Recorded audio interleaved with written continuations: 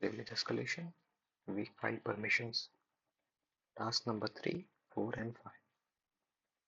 First we have readable etc shadow. That means if I do ls-l to etc shadow, it indicates that the root user can read-write it, but the other users in the group, what they can do, they can simply read it as well as write it. So let's do it. Let's make the changes. But first of all, let me see the content. So this is my root password. What I'll have to do, I'll have to make changes over here. So I can use nano or vim, but most of the time I use nano because it is easy. If there is no nano, then we can go for vim or vi editor. All right, let's delete it.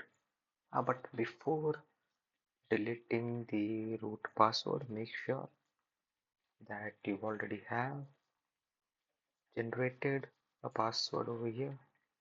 Which one can do is using this, but at the same time let's do one thing. I think I have messed up something. No, so this one involves that we have to crack the password.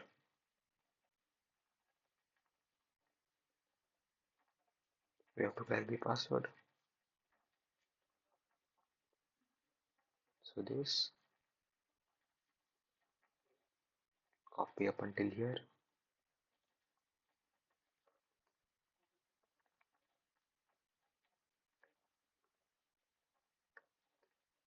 This is root hash.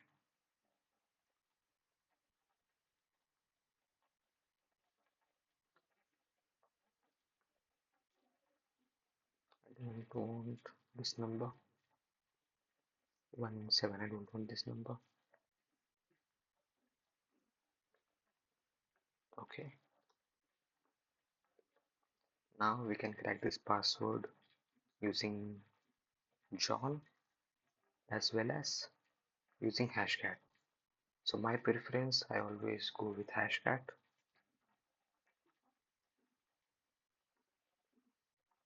I have already cracked the hash, so I'm gonna simply use this show command, and the password is password 123. Simple.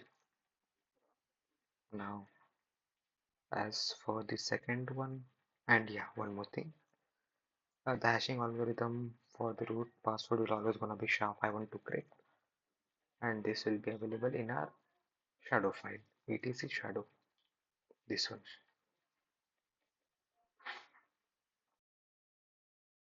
Now next up we have writable etc shadow.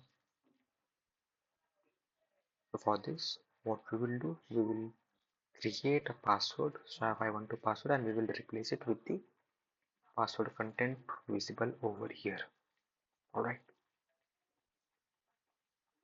Again the same syntax. Our syntax will be same.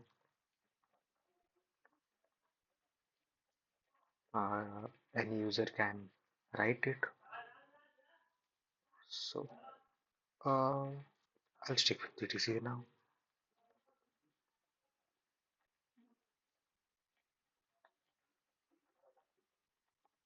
Let me delete it. Okay.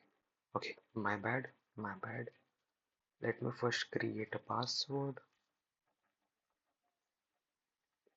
Suppose I'm creating a password as 123456. This is my hash. Copy. No, I want this as well. Copy it.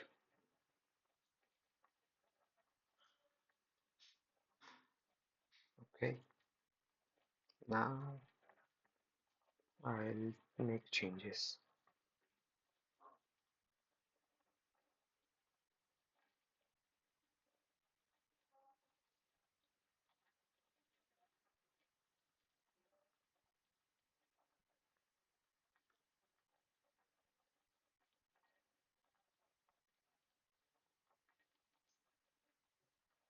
I will delete the content up till first colon, then I will paste the password, then save the file. Now if I go ahead and try to do the root, then I'll have to enter the updated password over here and I will get the root access. Alright. Now the third one is write file permission for etc passwd.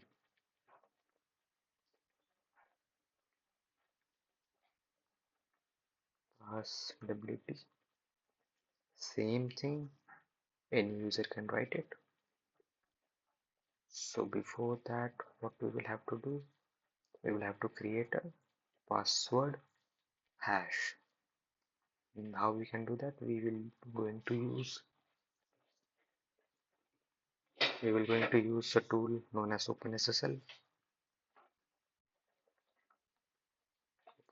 passwd, and I'm gonna create a password.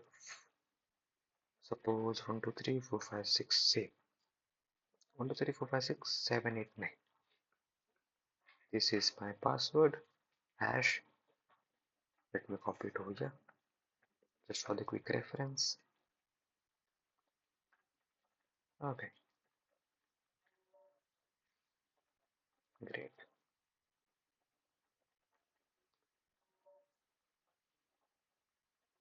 Now what I'll have to do, I'll have to make changes,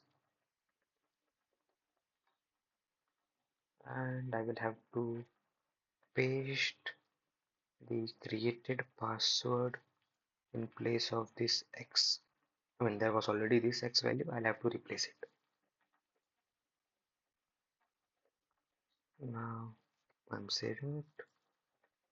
Now let's go ahead and try to access the root using etc shadow. I mean using this password, using this hash. Basically this password 1234556. Will I be able to do it? No, I won't be able to do it. Why? Because I have made changes in the etc passwd file recently, so it will wanna check that file content only. And I got the root access. Easy.